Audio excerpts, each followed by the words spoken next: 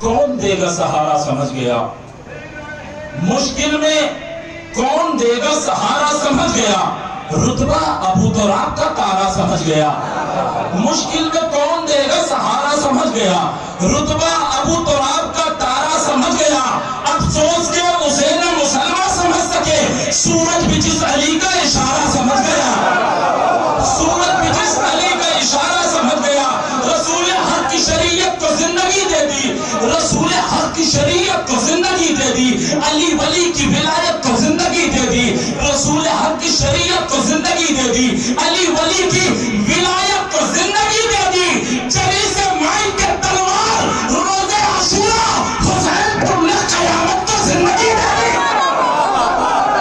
چلی سے مائی کے تلوار روز عاشورہ، حسین تم نے قیامت کو زندگی دے دی، حسین تم نے قیامت کو زندگی دے دی، مجبور تھا حاکم کسی خوددار کے آگے، مجبور تھا حاکم کسی خوددار کے آگے، کچھ بس نہ چلا صبر کی تلوار کے آگے، کچھ بس نہ چلا صبر کی تلوار کے آگے، بیڑی جو پڑھانے لگے آواز کے آئی، جھکنا ہی پڑا ظلم کا بیمار کے لگے، بیڑی جو پڑھانے لگے آواز کے آئی، جھکنا ہی پڑا ظلم کا بیمار کے آگے، حسن علی اکبر کا سفر غیب تلک ہے، حسن علی اکبر کا سفر غیب تلک ہے، یوسف نہ بڑھے مصر کے بازار کے آگے، یوسف نہ بڑھے مصر کے بازار کے آگے، تعظیم کو اٹھنے لگے رضوان یہ کہہ کر، تعظیم کو اٹھنے لگے رضوان یہ کہہ کر، کیا میری حقیقت ہے عزادار کے آگے، کیا میری حقیقت ہے عزادار کے آگے، عاشور کو یہ شور اٹھا کائنات میں، بیعت کا گلا تک گیا انکار کے آگے، عاشور کو یہ شور اٹھا کائنات میں، عاشور کو یہ شور اٹھا کائنات میں، بیعت کا گلا کٹ گیا انکار کے آگے۔ آئیے بڑے ادب و احترام کے ساتھ خطیب انقلاب مدت الذاکرین حجت الاسلام والمسلمین علی جناب مولانا سید غضنفر علی سیتلی صاحب رونق فروز ممبر اور اپنے بیان سے مومنین کے قلوب کو منور فرمائیں۔ ایک بڑا تری صلوات پڑھے محمد وائیں۔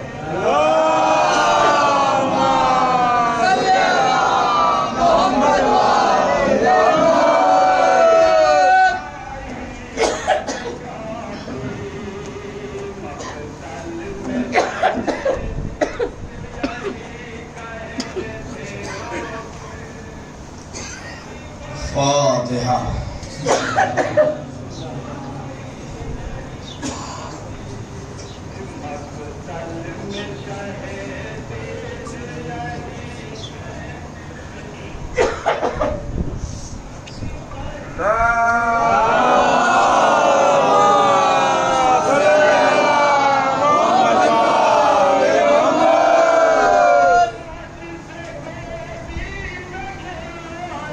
لا حول ولا قوة إلا بالله العلي العظيم أعوذ بالله السميع العليم من الشيطان اللعين الرجيم بسم الله الرحمن الرحيم الحمد لله الذي هدانا لهذا وما كنا لنهتدي لولا أن هدانا الله لقد جاءت رسل ربنا بالحق والصلاة والسلام على أشرف الأنبياء والمرسلين خاتم النبيين سيدنا ونبينا وحادينا وطبيب نفوسنا مولانا ومولى الثقلين جد الحسن والحسين أبي القاسم محمد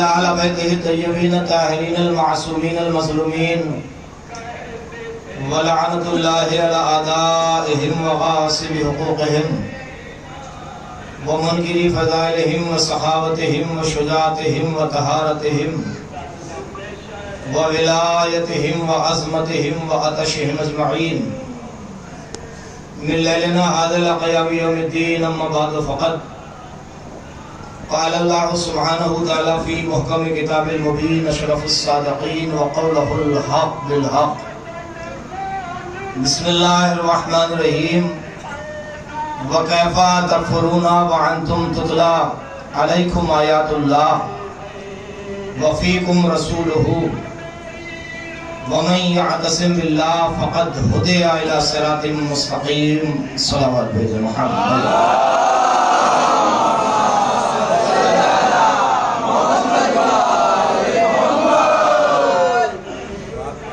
قرآن حکیم کے سلسلہ ترتیب کے اعتبار سے تیسرے سورے اور آیات کے سلسلے کے اعتبار سے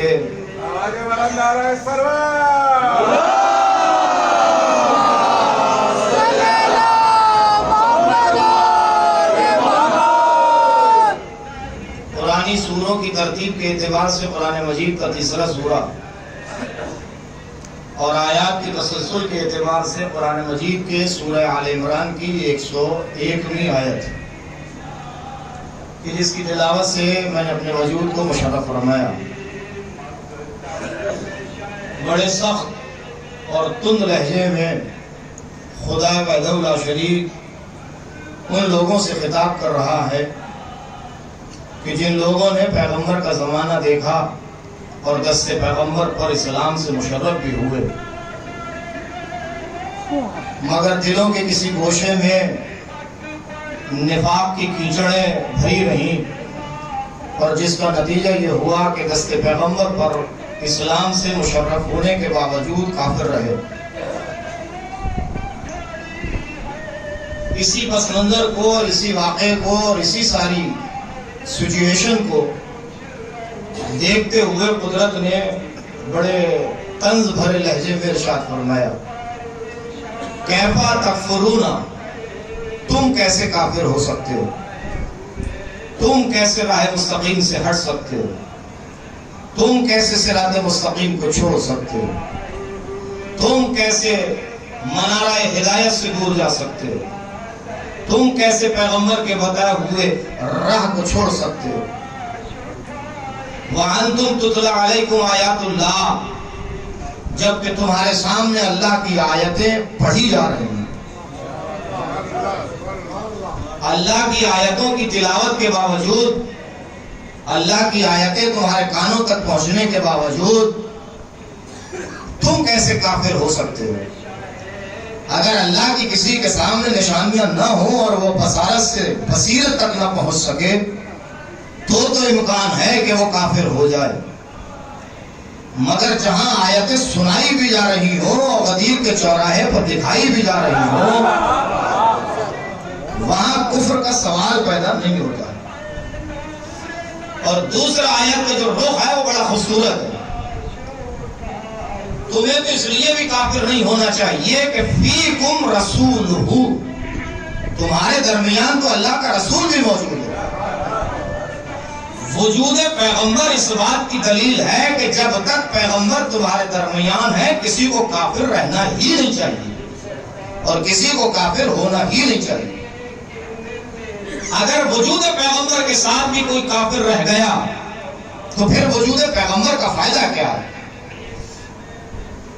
اور اس کے بعد پھر ارشاد ہوا، وَمَن يَعْتَصِم بِاللَّهِ، جن لوگوں نے اللہ کی رسی کو مضبوطی سے پکڑ لیا، جو ثقلین سے جڑ گئے،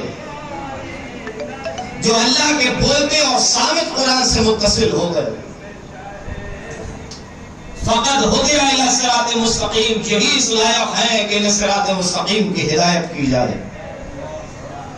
یہی شرف یہ پانے والے ہیں کہ انہیں صراط مستقیم دکھایا جائے. اور یہی وہ لوگ ہیں کہ جنہیں صراط مستقیم پر گامزن رکھا جائے. نظام الدین نیشاپوری غرائب القرآن میں لکھتے ہیں کہ قرآن مجید کی یہ آیت ابدیت کے اعتبار سے اپنے اندر پیغمبر کے بعد 12 جانشینوں کو سمیٹے ہوئے ہے. کیونکہ جو ہدایت کا سلسلہ ہے وہ پیغمبر کی حیات تک محدود نہیں ہے.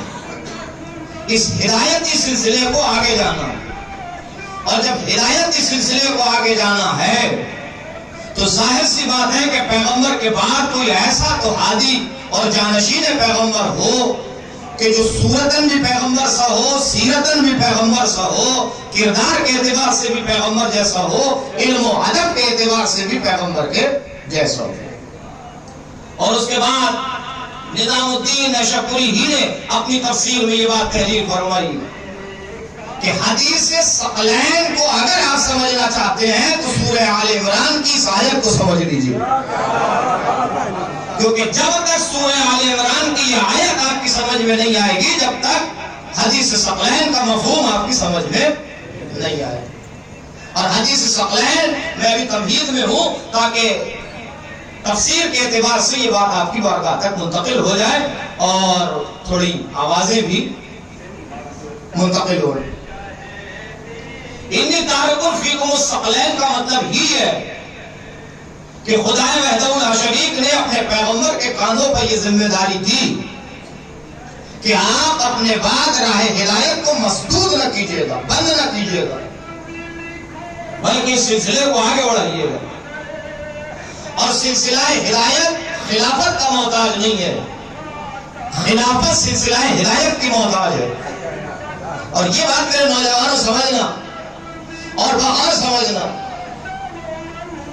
اس لیے کہ منصب جب کسی کو وقتی اعتبار سے ملتا ہے تو چھننے کے بعد افسوس ہوتا ہے، لیکن جب کسی ذات سے کوئی منصب دائمی اعتبار سے جڑ جاتا ہے تو وہ خان کے بستر پہ ہو تب بھی امام ہے، مسند خلافت پہ ہو تب بھی امام ہے، بوریا نشی ہو تب بھی امام ہے، کیونکہ یہ جو منصب ہے، منصب ہدایت و امامت یا رسالت، یہ وقتی نہیں ہے۔ اور ہم جو بات عرض کرتے ہیں ممبروں سے، میرے نوجوانوں ذرا غور کرنا اس بات کے اوپر، موبائل چلانے کے لیے وقت مل جاتا ہے، باتیں کرنے کے لیے ہمارے پاس بہت وقت درکار ہے، لیکن یہ جو ہمارا وقت ہے مجلس سید الشہداء میں بیٹھ کے ذکر مصائب و آل محمد اور فضائل آل محمد سننا یہ محدود ہے۔ اور اتنی دیر ہمیں متوجہ ہونا چاہیے، اس لیے کہ ہم ایسے درس سے آشنا ہیں اور ایسے درس سے متصل ہیں کہ جہاں خالی ہوا میں باتیں نہیں ہوتی ہیں، قرآنی تفسیر کے اعتبار سے گفتگو ہوتی ہے، تاکہ لوگوں کی یہ بات معلوم بھی ہو جائے کہ ہم ریل پر رکھے ہوئے قرآن کے پڑھنے کے عادی نہیں ہیں، گلا کٹا کے نیزے پر قرآن پڑھنے کے عادی ہیں۔ یہ ذرا سمجھنے کی ضرورت ہے میرے نوجوانوں، جہاں تک میری نگاہ جا رہی ہے متوجہ ہو کے سنیے گا، یہ بات سمجھ رہے ہیں آپ جو بات میں عرض کر رہا ہوں؟ تو فرمایا کہ یہ منصب امامت و ہدایت جو ہے وہ دائمی ہے، اس لیے قرآن مجید نے کاہے کاہے اس کی طرف ہمارے ذہنوں کو منتقل کیا ہے۔ بڑی جلدی جلدی یہ بات محسوس کر لیں آپ۔ خالق مطلق نے ہماری تخلیق کے بعد ہمیں مختار بنایا، یہ تو کہا کہ نہ ہدینہ السبیل، مگر یہ نہیں کہا کہ میں ہاتھ پکڑ کے تمہیں ہدایت دوں گا، یہ کہا کہ میں نے تمہارے سامنے ہدایت کے راستے روشن کر دیے۔ اگر میں ہی تمہارا ہاتھ پکڑ کے راہ ہدایت کی طرف لے جاؤں تو تم میں اور جانوروں میں فرق کیا رہ جائے گا؟ تمہیں ہم نے عقل کی جولانیوں سے منزہ فرمایا، ہم نے فکر کی تجلیت تمہیں عطا فرمائی، ہم نے سوچ اور وچار اور غور کرنے کی میدان تمہارے لیے فراہم کیے، تو اب یہ اختیار تمہارا ہے۔ لیکن دو باتیں یاد رکھنا کہ جہاں زندگی میں سارے اختیارات تمہارے پاس ہیں، وہیں زندگی میں کچھ مجبوریاں بھی ہیں تمہارے سامنے۔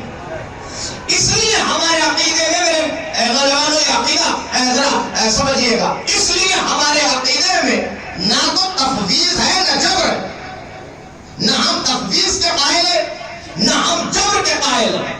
ہم تو اس بات کے قائل ہیں کہ اگر سوال کرنے والا مولا سے پوچھتا ہے کہ مولا ہم مجبور ہیں کیا آزاد، تو مولا مسکرا کے آواز دیتے ہیں کہ ذرا اپنا ایک پیر اٹھا لے، وہ ایک پیر اٹھا لیتا ہے، مولا نے کہا ذرا اپنا دوسرا پیر اٹھا لے، کہا مولا دوسرا کیسے اٹھ سکتا ہے، کہا جہاں تک ایک پیر اٹھانے کی بات ہے وہاں تک مختار ہو، جہاں تک پیر اٹھانے کی بات ہے وہاں تک مجبور ہو۔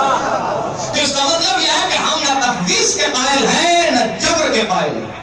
بہت سے لوگ اس بات کے قائل ہیں کہ جو کرتا ہے وہ خدا کرتا ہے، بندے سے اس کا کوئی تعلق نہیں، اور بہت سے لوگ اس بات کے قائل ہیں کہ جو کرتا ہے وہ بندہ کرتا ہے، خدا سے اس کا کوئی تعلق نہیں۔ अशायरा का नजरिया यही है, मादा परस्त अफराद का नजरिया यही है। सारे लोग यही कहते हैं कि दुनिया खुद ब खुद पैदा हो गई और दुनिया खुद ब खुद मिट जाएगी।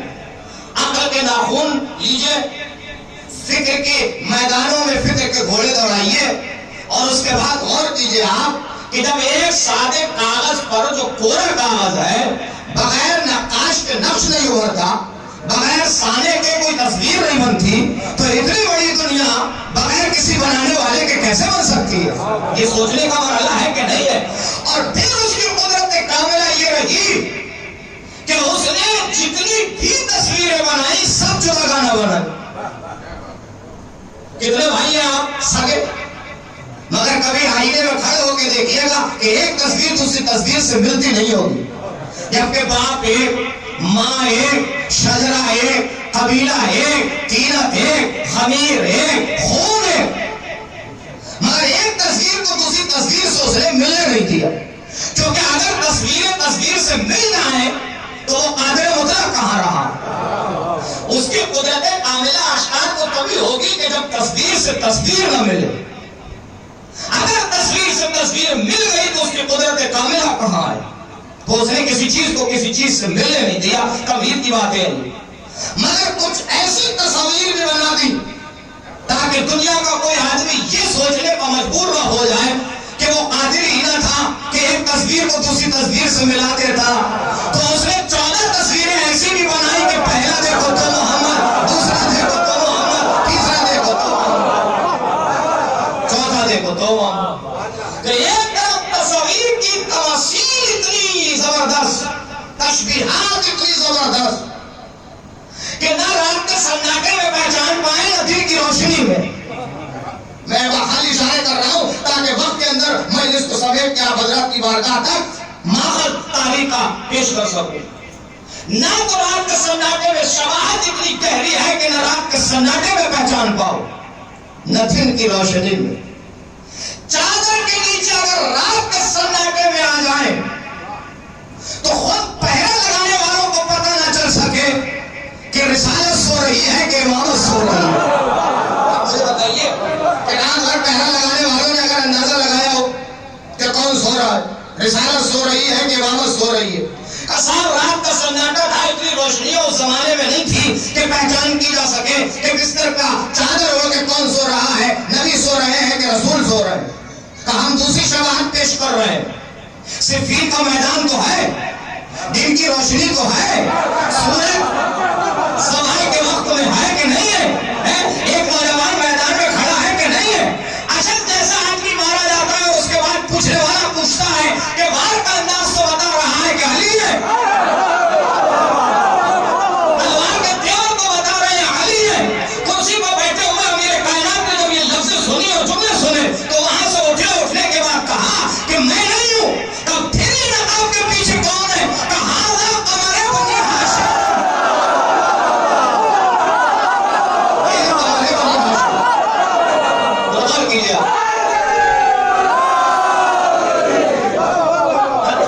आजा कमरे बनी हाशिम, ये कमरे बनी हाशिम। चेहरे से नकाब हटा ली, नकाब भैया एक जुमला सर्व कर रहा हूं, अगर आपके ज़हन आलिया तक मुंतकिल हो जाए। लोग खाने काबा की दीवार का खिलाफ बदलते हैं तो तस्वीरें खिंचवाते हैं। अली खाने काबा के खिलाफ की चादर नहीं हटा रहे थे, अब्बास से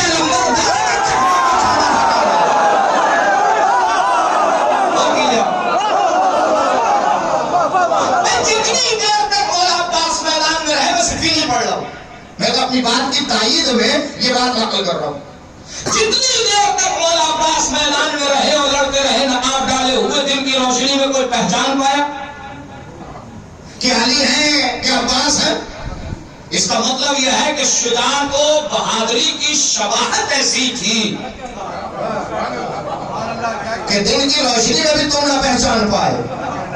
और तुम ये अगर अनवारे मुताहरा एक जगह चादर में आ जाते हैं तो जिब्रील पूछने को मजबूर है।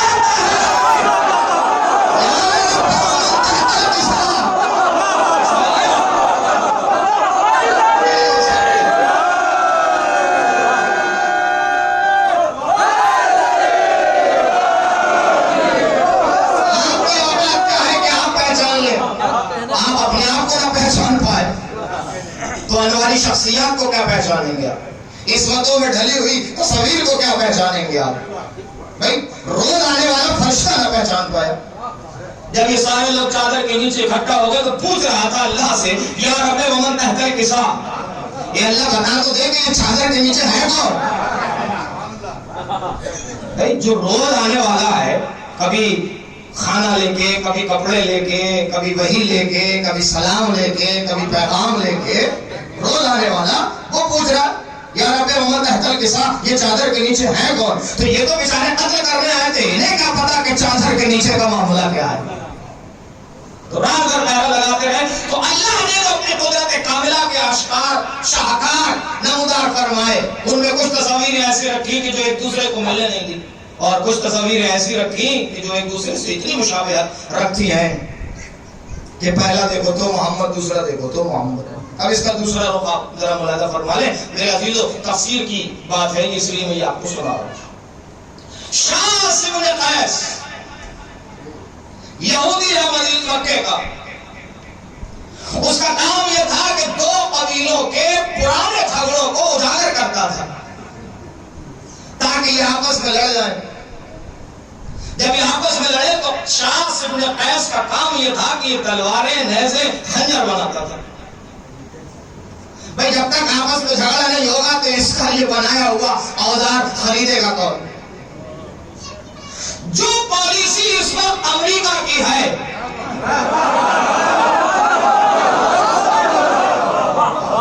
وہ پالیسی، وہ سیاست شاس بن قیس کی تھی اس زمانے میں، کہ جس زمانے میں پیغمبر اس دنیا میں تشریف لائے تھے. اب میں یہ ہسٹریکل معاملہ آپ کی بارگاہ میں سنا رہا ہوں تاکہ ذہنوں میں یہ بات رہ جائے کہ آج بھی یہودیت اور عیسائیت ختم نہیں ہوئی ہے، اور آج بھی منافقت کا بازار ختم نہیں ہوا ہے.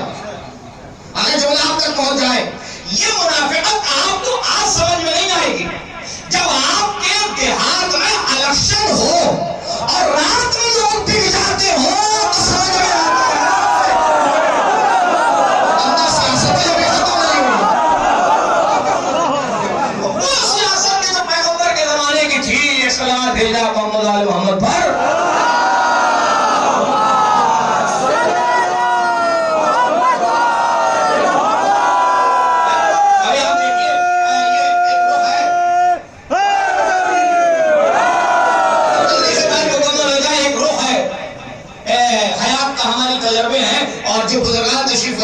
بہتر جانتے ہو، جب دو بھائیوں میں آپس میں جھگڑا ہو جاتا ہے تو کچھ لوگ واقعی دل سے چاہتے ہیں کہ ان میں میل ہو جائے، اور کچھ لوگ دونوں طرف کی مارتے ہیں. آپ کیا سمجھ رہے ہیں کہ پیغمبر کا زمانہ ختم ہو گیا کیا؟ اگر پیغمبر کے زمانے کے سیاسی اور گندی سیاست کھیلنے والے ختم ہو گئے ہوتے تو پردے غیب میں امام زمانہ کیا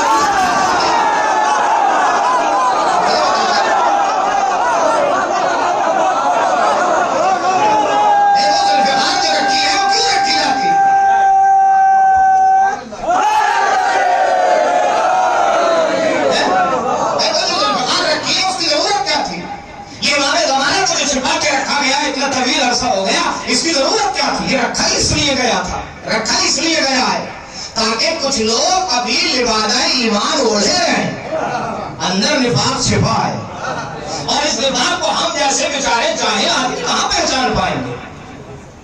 ہم جیسے آدمی کہاں پہچان پائیں گے؟ پیغمبر کو پہچان پائے، رشتے کر بیٹھے، ہماری اوقات کیا ہے؟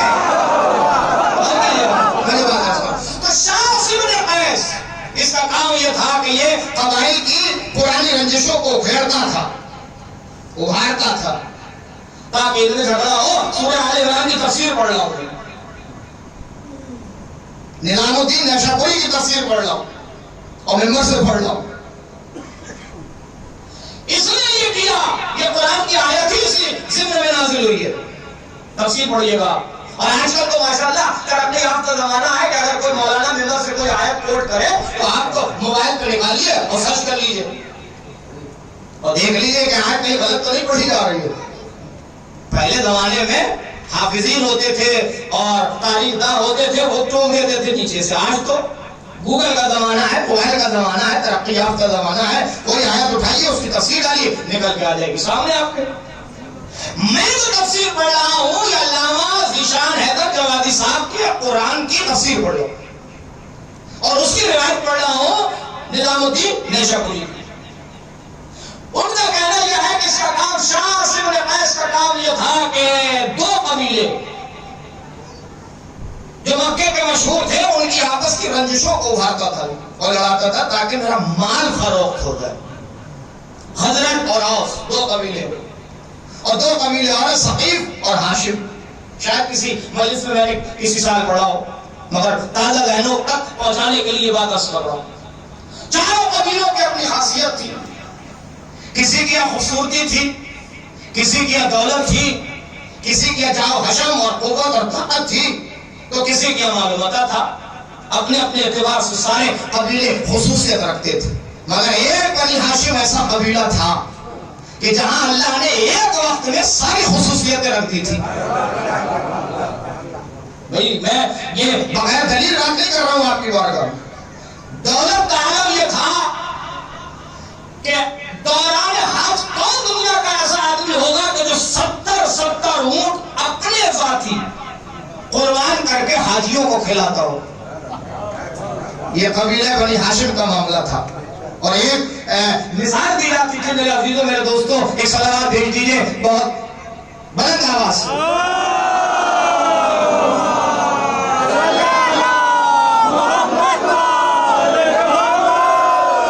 اور طویل ہو جائے کہ اختصار کے لفظوں کو ملحوظ خاطر رکھتے ہوئے یہ جملے آپ کی بارگاہ میں نقل کر رہا ہوں۔ ایک آج بھی 70 اونٹ ذبح کر کے حاجیوں کو کھلاتا تھا اور مکے کا عالم یہ تھا کہ لوگ نادان و مسافر و غریب و غربا جب راستوں میں بھٹکتے تھے اور پوچھتے تھے کہ کوئی دروازہ بتا دو کہ جہاں ہم مانگے تو ہماری غربت دور ہو جائے تو لوگ کہتے تھے کہ جاؤ قصا کے دروازے پہ چلے جاؤ، کلاب کے دروازے پہ چلے جاؤ، عبد المطلب کے دروازے پہ چلے جاؤ۔ جیسے جیسے سلسلہ آگے بڑھتا رہا بھئی سارے پڑھے لکھے لوگ بیٹھے ہوئے اس لیے میں بات آپ کی والا بیاس کر رہا ہوں۔ عبد المطلب نے جو قربانی کرنے کی نظر مانی تھی اور عبداللہ کے نام قرآن نکلا تھا تو قرآن جا کے 100 اونٹوں پر رکا تھا۔ 9 اونٹ خریدنے والا تو پیغمبر سے رشوت لے لیتا ہے، تاریخ کے اشارے کر رہا ہوں۔ یہاں 100 اونٹ کا معاملہ، عبد المطلب نے جب عبداللہ کے نام کا قرآن ڈالا 1 2 3 4 اونٹوں پہ ڈالتے رہے پھر عبداللہ کے نام نکلتا رہا، لیکن جیسے 100 اونٹوں کا قرآن ڈالا گیا تو 100 اونٹوں کا قرآن نکلا، عبداللہ کا نام نہیں آیا۔ عبد المطلب نے کہا کہ اللہ کی راہ میں 100 اونٹ نہر کر دو۔ 100 اونٹ مسجد قدرت پر جھوم کے قدرت کی آواز آئی، ہم تمہارے عمل کو اگر شرعی قانون نہ بنا دیں تو ہمیں خدا نہ کہنا۔ آج انسان کے مرنے کے بعد شرعی اعتبار سے اگر کوئی دیت ہے تو 100 اونٹ ہے۔ کبھی ان باتوں کو بغور ملاحظہ کیا کیجئے گا۔ عبداللہ کی زندگی کی اہمیت تو سمجھیے آپ، نگاہ قدرت ہمیں ایک نبی کو بچانے کے لیے 30,000 بچے قربان ہو جاتے ہیں تو ایک نبی کے باپ کو بچانے کے لیے 100 اونٹوں کی قربانی دے دی جاتی ہے۔ تو یہ وہ قبیلہ تھا کہ جس کے اندر دولت نثار کرنے کا اور دولت قربان کرنے کا جذبہ تھا۔ اچھا علم و ہنر تو تھا ہی، شہر علم یہاں، باب شہر علم یہاں، پوری یونیورسٹیاں ہر علم کے اعتبار سے قائم ہے۔ آج دنیا میں جتنے بھی علوم ہیں ان کا سر چشمہ ایک ہی تو ہے، علی بن ابی طالب علیہ السلام۔ تو علم اور اچھا خوبصورتی کا تو عالمی آپ چھوڑ دیجئے، خوبصورتی کا تو میں نے ابھی آپ کے سامنے عرض کیا کہ جہاں قبر بنی ہاشم ہو، جہاں بدر منیر ہو، جہاں مدم الطیر ہو، جہاں شیر بطھا ہو، ایسی ایسی شخصیتیں ہوں تو خوبصورتی کا عالم کیا ہوگا۔ تو شاہ عاصم بن قیس نے جب دونوں قبیلوں کے جھگڑے کو ابھارا اور جیسے ہی آپس میں لڑنے لگے تو آواز قدرت آئی کہ شرم نہیں آتی، تمہارے درمیان پیغمبر موجود ہے، تم جھگڑا کر رہے ہو، پیغمبر کے ہوتے ہوئے تم جھگڑا کر رہے ہو۔ اس کا مطلب یہ ہے کہ زندگی پیغمبر میں چاہے پیغمبر کے چاہنے والے ہوں یا پیغمبر کے گھر میں رہنے والیاں ہوں، اگر آپس میں جھگڑا کرتی ہیں تو یا تو سورہ طلاق آ جاتا ہے یا سورہ عمران آ جاتا ہے۔ اس مزاج کو برداشت نہیں کر سکتی کہ پیغمبر کے ہوتے ہوئے تو جھگڑا کرو۔ پیغمبر ہے اور جھگڑا،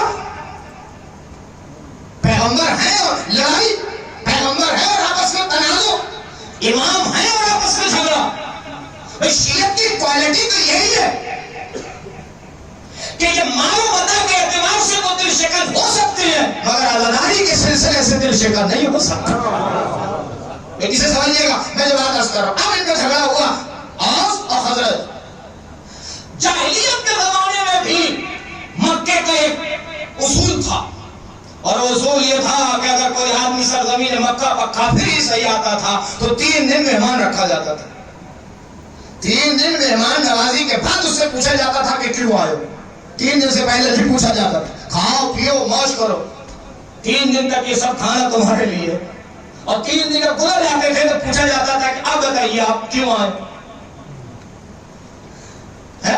تو قبیلہ خزرج کے نمائندے جو مکے میں تشریف لائے تھے ان سے عتیبہ نے پوچھا کیوں آئے ہو؟ کہا ہمارے قبیلے میں جھگڑا ہو گیا، ہم آپ سے مدد چاہتے ہیں۔ کہا اس وقت ہم تمہاری مدد نہیں کر سکتے۔ کہا کیوں؟ کہا اس وقت ہم خود ایک پریشانی میں مبتلا ہیں۔ کہا آپ کی پریشانی کیا؟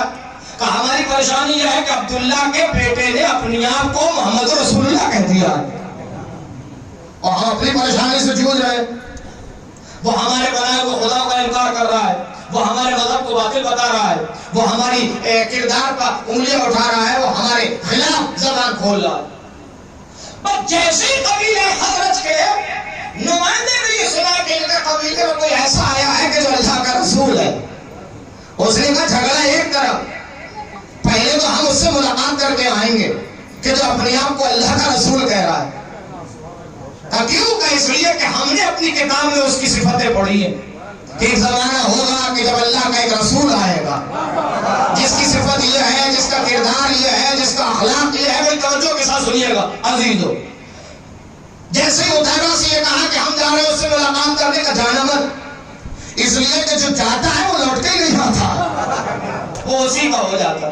اس کا مطلب یہ ہے کہ اگر آپ رسول کے شیدائی ہیں تو کردار کو اتنے اوپر لے جائیے کہ کہنے کی ضرورت نہ پڑے کہ ہم مسلمان ہیں یا ہم شیعہ ہیں یا ہم صاحب کردار۔ انہوں نے کہا نہیں، آپ کتنی پابندی لگائیں، ہم تو اس سے ملاقات کرنے جائیں گے۔ کہا اچھا جا رہے ہو تو کانوں میں روئی لگا لو، فارسی میں پمبا، کانوں میں روئی لگا لو تاکہ اگر وہ کچھ کہے تو تمہارے کانوں تک آواز نہ پہنچے۔ عقل کے اندھوں کو یہ بات سوچ لینا چاہیے کہ جن کے دل اور ایمان جاگتے ہیں انہیں کانوں کی ضرورت نہیں ہوتی۔ اور میں یہ نقطہ بس یہی سے آپ کی سماعتوں کے حوالے کر رہا ہوں، بڑی توجہ کے ساتھ سنیے گا۔ اس لیے اللہ نے آپ کی تخلیق کے بعد فوراً ایک آیت نازل فرمائی اسی سورہ دہر کے اندر، وَجَعَلْنَاهُ سَمِيعًا بَصِيرًا۔ ہدایت کے بعد ہم نے آپ کو بصارت بھی دی اور سماعت بھی دی۔ سماعت پہلے رکھی، بصارت بعد میں رکھی۔ بصارت ہو یا نہ ہو مگر سماعت کو زندہ رکھنا، بھائی بچوں، سماعت کو زندہ رکھنا، اس لیے کہ یہ بدن باجر میں بھی کام آتی ہے، بدن قبر میں بھی کام آتی ہے۔ بڑی توجہ کے ساتھ یہ فکرہ عزیزو، بڑی توجہ کے ساتھ۔ جب کوئی بچہ زیادہ روئے، چھٹے امام نے فرمایا کہ اس کو بچے کو لے جا کے ماں کے بائیں طرف سینے سے لگا دو کہ جہاں دل دھڑک رہا، بچہ خاموش ہو جائے گا۔ کہا مولا یہ دلیل کیا ہے کہ بچہ خاموش ہو جائے گا؟ کہا اس لیے کہ جہاں 9 مہینے تک ماں کے دل کی دھڑکنوں کو سن سن کے بڑا ہوا ہے، یہ دھڑکنوں کا سننا بصارت سے تعلق نہیں رکھتا ہے۔ کبھی کبھی ایسی گفتگو بھی سنا کیجئے آپ، سماعت سے تعلق رکھتا ہے۔ اس کا مطلب یہ ہے کہ جن کی ماں کی دھڑکنوں ہی میں سماعت اتنی مضبوط ہو جائے، ماتم کے حوالے سے، فرش ہزا کے حوالے سے، کے حوالے سے، کے حوالے سے،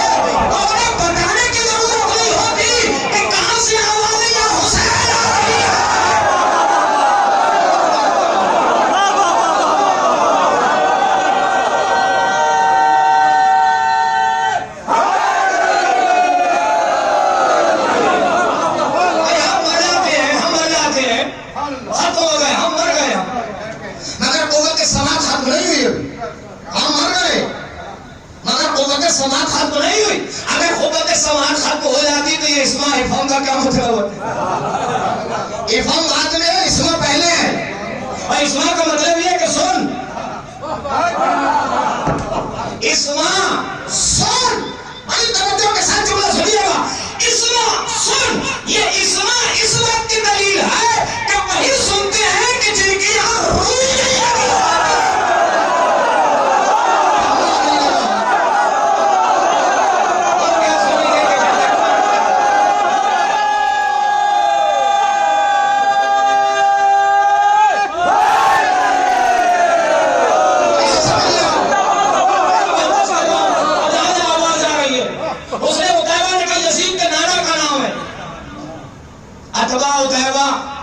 یہ سارے نام جتنے بھی خراب سے ملے آپ کو تو ناموں کی خرابی کی وجہ سے پہچان لیجیے گا کہ قبیلہ کیسا ہے.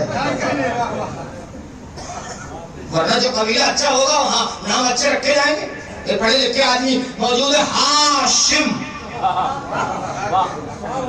ابھی غور کیجیے گا آپ بیٹھ کے جس طرح آپ ہاشم کا مطلب سمجھتے ہیں آپ. ہاشم کا معنی ہوتا ہے ہاتھ سے روٹی توڑ کے غریبوں کو کھلانے والا.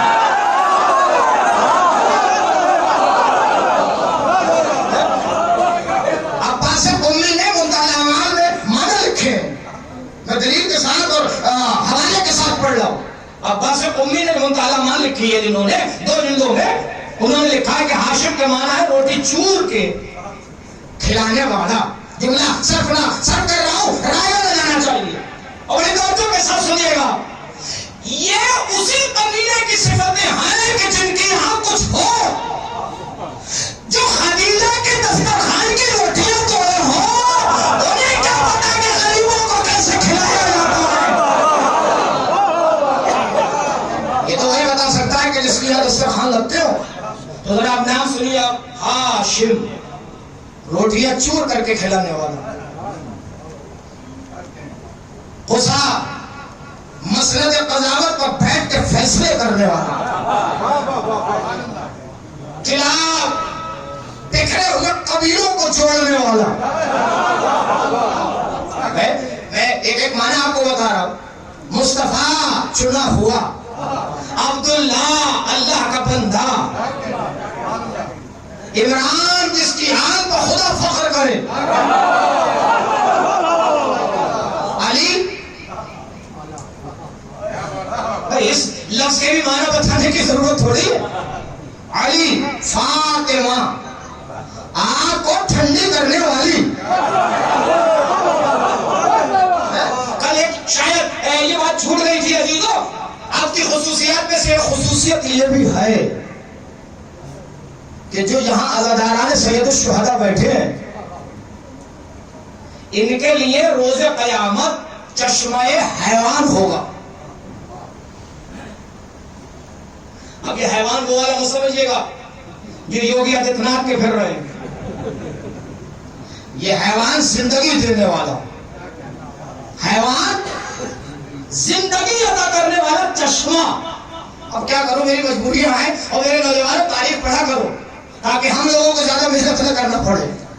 میں جملہ سب کر رہا ہوں. پھر عزیزو، جس پانی کے لیے موسیٰ نے اپنی زندگی کا ایک حصہ گزار دیا مگر آب حیات پا نہ سکے، آپ ایک لمحے کے لیے فرش عذاب پہ آیا.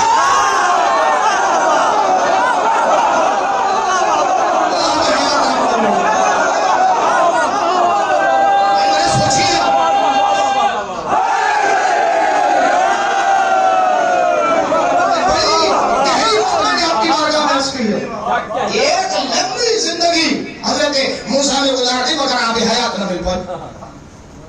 اب پڑھیے آپ قرآن مجید میں سورہ حضرت موسیٰ کی کہانی اور سورہ قصص جب پڑھیں گے تو آپ کو ملے گا کہ جب شاگرد سے پوچھا کہ یہ بتاؤ کہ بھائی جہاں وہ مچھلی کہاں گئی کہ جو ہمیں راستہ بتا رہی تھی، کہا ہم تو دریا کے اسی کونے پر چھوڑ جائے کہ جہاں وضو کر رہے تھے. کہا ہمیں تو یہی بتایا گیا تھا کہ جہاں مچھلی غائب ہو وہیں حیات کا پانی ہے. جب مچھلی کھو گئی تو حیات کا پانی کہاں ملے گا؟ اے موسیٰ، اگر حیات کا پانی تلاشنا ہے تو فرش اعلیٰ پہ آ جائے.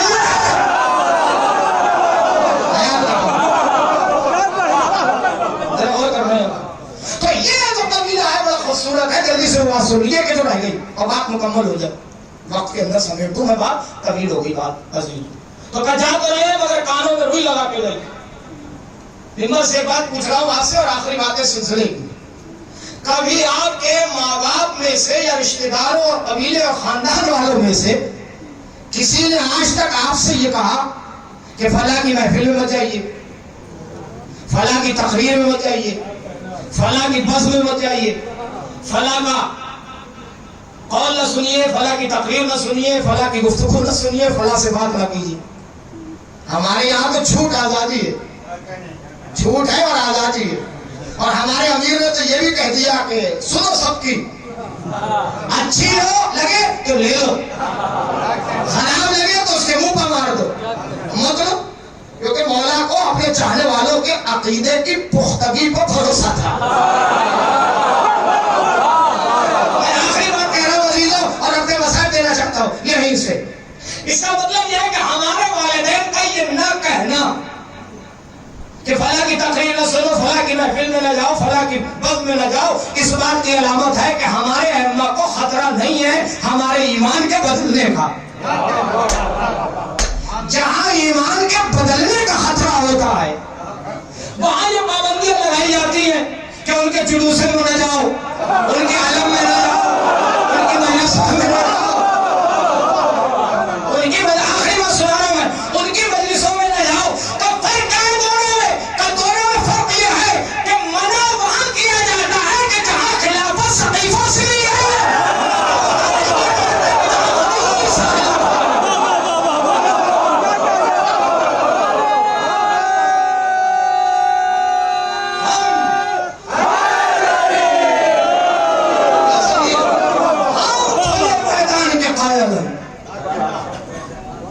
हम खुले मैदान के कायल हैं और हमारे अकीदों की परवाज़ इतनी बुलंद है कि हम तो चैलेंज करते हैं कि तलवारों से बस ना चले तो आप मुबाहला कर लो,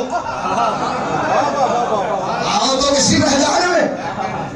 फर्क इतना होगा कि तलवारों की जद में जब मार का होगा तो सारे शामिल होंगे, मगर जब मुबाहले की बात आएगी तो सिद्दीकीन का काफिला होगा, किसी झूठे को शामिल नहीं किया जाएगा।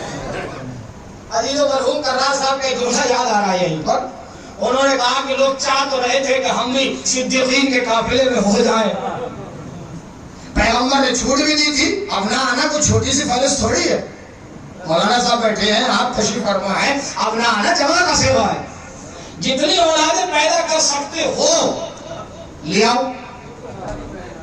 जितने नुफूस तैयार कर सकते हो ले आओ, जितनी अबना अलावा निसाना की फहरिस्त औरतों की तवील कर सकते हो ले आओ, मगर ख्याल रखना यहां मामला ऐसा है कि पहाड़ भी नहीं मिलेगा बचने के लिए, क्योंकि यहां तो लानतें बरसना है, यहां तो झूठों पर लानत होना है। तो कर्रार साहब कहते थे कि लोगों ने, पैगंबर ने तो कहा आओ चलो कारवा जा रहा है चलो, मगर सारे लोगों ने हाथ जोड़ लिया, ये अल्लाह के रसूल हम नहीं जाएंगे, इसलिए कि जब तलवार की बात आई तो पहाड़ ने बचा लिया, लानतों की बात आई तो घर बचा पाएगा।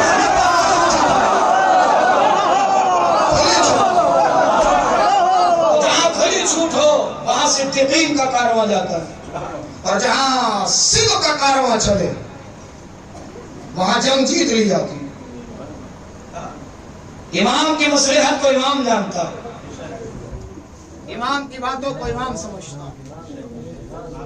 हम जैसा आदमी बस इतना जानता है और इतना हमें इल्म है कि इमाम अगर कारवा ले जा रहे हैं या काफिला ले जा रहे हैं तो हम अपनी अक्ल के परवास के एतबार से इतना कह सकते हैं कि ये नहीं होना चाहिए और ऐसा नहीं होना चाहिए।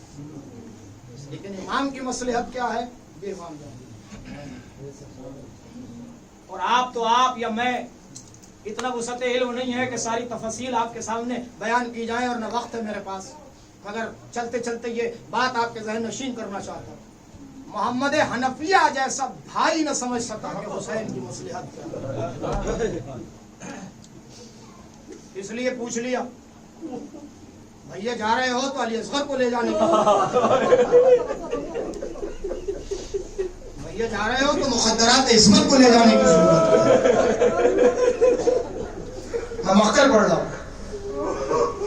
محمد حنفیہ نے مکے میں حضرت حسین سے پوچھا یہ جا ہی رہے ہو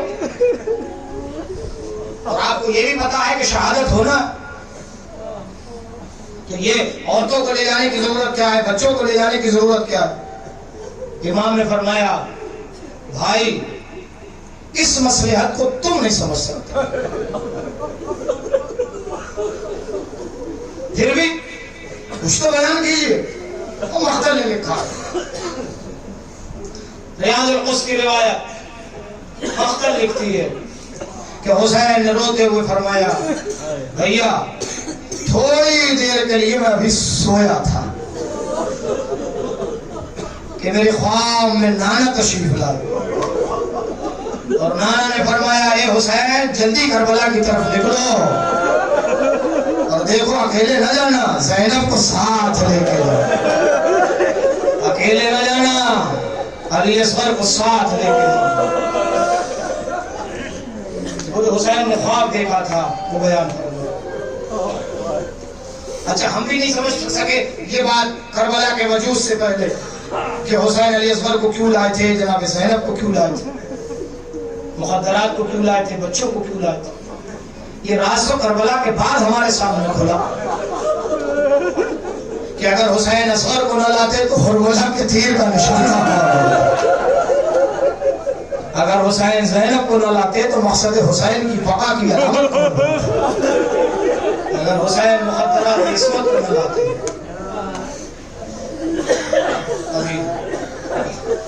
تو جو انتخاب حسین نے کیا تھا وہ بڑا خوبصورت تھا.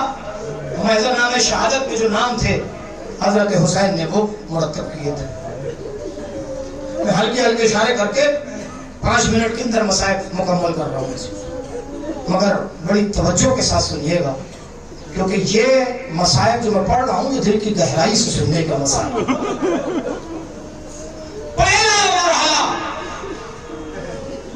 جب امیر شام کے مرنے کے بعد یزید نے 28 رجب کو ولید کے نام خط لکھا اور خط جب حسین کو موصول ہوا تو میرا آقا صحن خانہ میں بے چین گھوم رہا تھا. میرے نوجوانوں دل کھول کے رونا, غیر زہرا صحن خانہ میں بے چین, بہن سے اپنے بھیا کی بے چینی دیکھی نہیں گئی. سنیے گا بڑی توجہ کے ساتھ عزیز, بھیا کی بے چینی بہن سے دیکھی نہیں. قریب پوچھا وہاں جائے بے چینی کا سبب, کا دربار میں ولید نے بلایا. میں نے سنایا آپ نے سن لیا, آپ نے غور نہیں کیا, میں نے بھی سرسری نظر سے سنا دیا اور آپ نے بھی سن لیا. اور میں ایک فقہ سنا رہا ہوا. جیسے حسین نے کہا کہ ولید نے دربار میں بلایا, زینب ڈھار مار کر ہوئی. سمجھ رہے آپ, اور بلنگیر ہو گئی حسین سے. اور جیسے بلنگیر ہوئی نے فقہ کہا بھیا مجھے معلوم ہے کہ دربار کا عالم کیا ہے, میری امت 2 گھنٹے کھڑی رہی کسی نے بیٹھی ہے کو نہیں کہا. مجھے معلوم ہے دربار کی کیفیت. میں ایک منزل تک لانا چاہتا ہوں. زینب و حسین میں گفتگو ہو رہی ہے. زینب و حسین نہیں کرنا جوانوں ذرا سا یہ روایت کی فکر سن لو آپ. زینب و حسین میں تکلم ہو رہا. حضرت لبابہ حضرت عباس علمبردار کی شریک حیات صحن خانہ سے گزر رہی.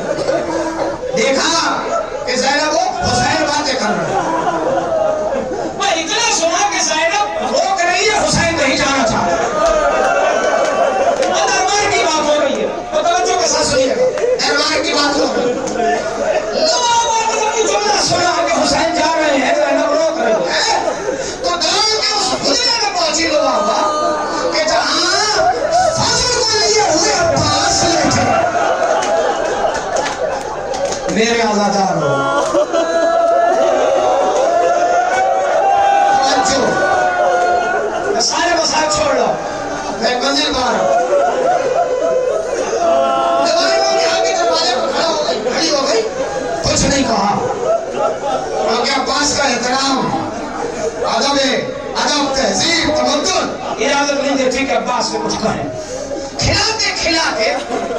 حضرت عباس فضل کو کھلا رہے تھے، لیٹے ہوئے تھے، اور کھلاتے کھلاتے ایک مرتبہ جیسے دروازے پر نظر پڑی تو دیکھا کہ لبابہ کا چہرہ اترا ہوا، فوراً فضل کو بٹھایا اور اپنا بستر سے اٹھے اور پوچھا میری زندگی میں چہرے کے تغیر سمجھ میں نہیں آتا۔ بدبے لفظوں میں لبابہ نے کہا کہ اے میرے والی وارث، اتنا دیکھ کے آئی ہوں کہ حسین آقا کہیں جانا چاہتے ہو اور زینب کا منہ تھام لیتے، میں اس کے بعد مجھے کچھ نہیں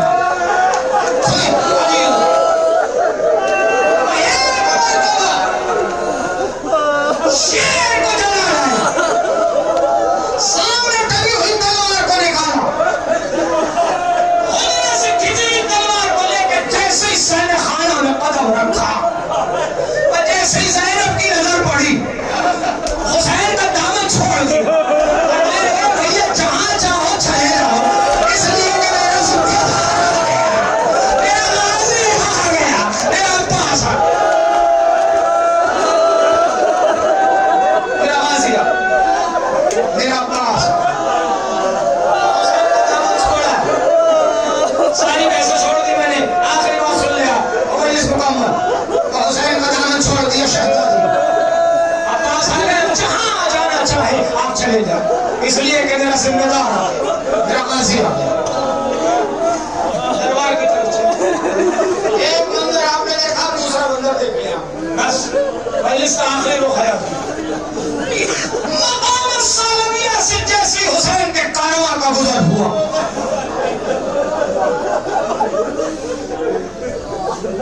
گھوڑے کو ایڑ لگانے والا قاضی کبھی لشکر کے آگے تو کبھی پیچھے، میں ایک مرتبہ قاصد پہنچا کہ عباس کو حسین نے بلایا، سر کو جھکائے ہوئے مولا عباس، مولا آقا حسین کی بارگاہ، آقا بتائیے کیا حکم ہے؟ میں نے سارے مسائل چھوڑ دی، آقا بتائیے کیا حکم ہے؟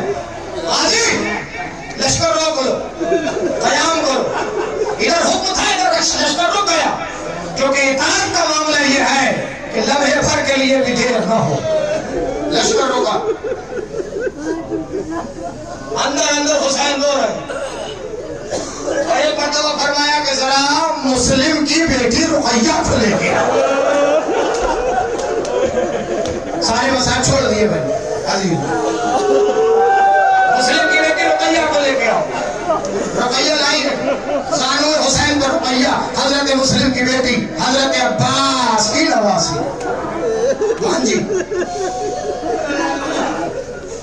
مسلم کی شریک حیات حضرت عباس کی سگی بہن، مسلم کی بیٹی حضرت حسین کے زانوں پر، اور حسین نے دست شفقت پھیرا، ایشانی کو چوما، مسلم کی بیٹی تھی، خاندان بنی ہاشم کی چشم و چراغ تھی، سمجھ گئی، آقا کا چہرہ دیکھا، آقا کیا میرے سر پر میرے باپ کا سایہ نہیں؟ اس لیے کہ ایسے دست شفقت تو اسی کے سر پر پھیرا جاتا ہے، جس کا باپ اس دنیا سے رخصت ہو گیا، اور حسین نے ایک جملہ کہا، اے مسلم کی یتیم آج سے اپنا باپ مجھے سمجھ، اور جیسے یہ جملہ قاضی نے سنا، میں ایک مرتبہ دوڑ کے حضرت حسین کے قریب آئی، آقا کیا میرا بھائی مسلم شہید ہو گیا؟ کہ میرا بھائی مسلم مارا گیا؟ حسین نے ضبط کیا، اور ضبط کرنے کے بعد حسین نے کہا کیا چاہتے ہو؟ کہ مولا آپ تو وقت کے امام ہیں، باجال مجھے کوفہ پہنچا دو، پڑھ چکا مجلس میں عزیزو، باجال مجھے کوفہ پہنچا دے، ابھی ذی الحجہ کی 8 تاریخ تھی، میں اس سے پہلے کا جملہ سنا رہا ہوں، جب مسلم 9 ذی الحجہ کو کوٹھے کی چھت پر لے آئے گئے، اگلے دن بقرعید ہے، مسلم نے جب کوٹھے کی چھت کی بلندی سے دیکھا کہ کوفے کے لوگ اپنے بچوں کو ہاتھ پکڑ کے بازار کی طرف لے جا رہے ہیں، تو کوٹھے کی بلندی سے کہا اے بازار کی طرف جانے والوں، یہ بازار سے سامان خریدنا تو مسلم کے تو یتیموں کا بھی خیال کرو۔